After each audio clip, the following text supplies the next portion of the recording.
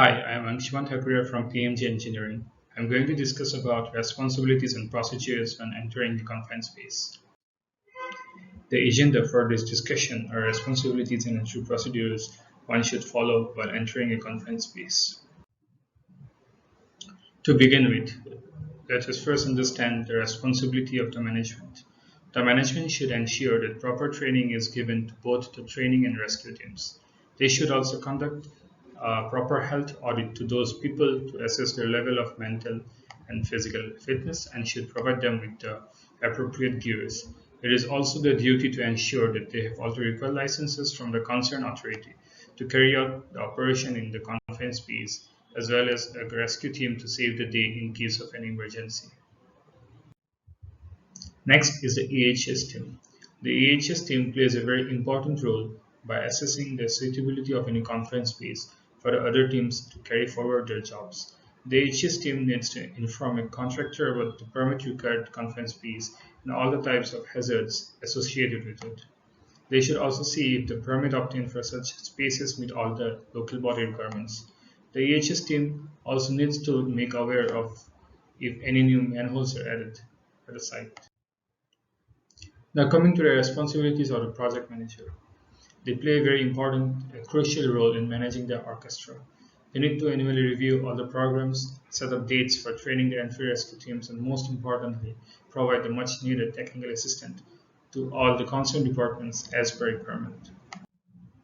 Now coming to the responsibilities of the contractor. He or she should collect all the available information about the schedules of the operation from the project manager.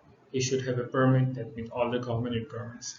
He should make sure his employees who will be entering the space are adequately trained and have the necessary safety gears like straps, helmets, reflective clothing, safety shoes, etc. He should also brief the PM every time a known hazard is present in the space. And in case any hazard is noticed in the confined space, he should immediately inform. The entrants are the professionals who will enter the confined space. Before entering the space, he or she should know about all the hazards he or she may face inside and how to deal with them. They should know how to use the safety gears and accessories. It is also required by the entrant to be in constant touch with the attendant to alert him in case of any unforeseen situation. The entry supervisor oversees the entrants who will enter the confined spaces. It is their responsibility to know beforehand the hazards their subordinates may face. They must verify whether all the requirements for entering the confined space have been met. They should ensure that the permit has been posted at the site.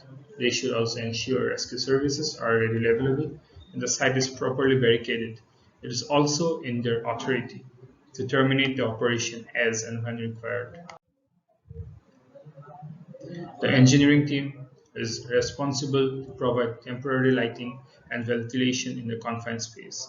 Ventilation must be provided to eliminate any hazardous gases that can be lethal to the entrance.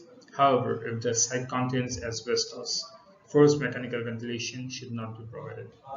They should also make sure that they lock all the entry points after the entrance passes to prevent any unauthorized entry. The administration is responsible to provide signs, provide training to the employees, develop an SOP for entry, monitor the conditions inside, develop elaborate plans for rescue, and provide personal protective requirements and gears to all the concerned stakeholders. Now, moving on to the very basic requirements everyone involved should understand and diligently follow. The entrant should understand the procedures for confined space entry. They should know all the hazards present in that space. They should review the specific procedures they took training in before each entry. And most importantly, they, the entrants, should understand how to use all the entry and the rescue equipments. A detailed standard operating procedure must be developed for each site and for each entry. The SOP should outline in detail about the type of hazards present in it and how to control them, all the acceptable entry conditions and the means of entry.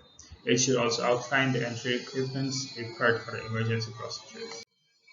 To conclude, a good training session is the most important while preparing for entering a confined space. The training session shall help the entrant Then should supervisor and the attendant perform their duties with more confidence.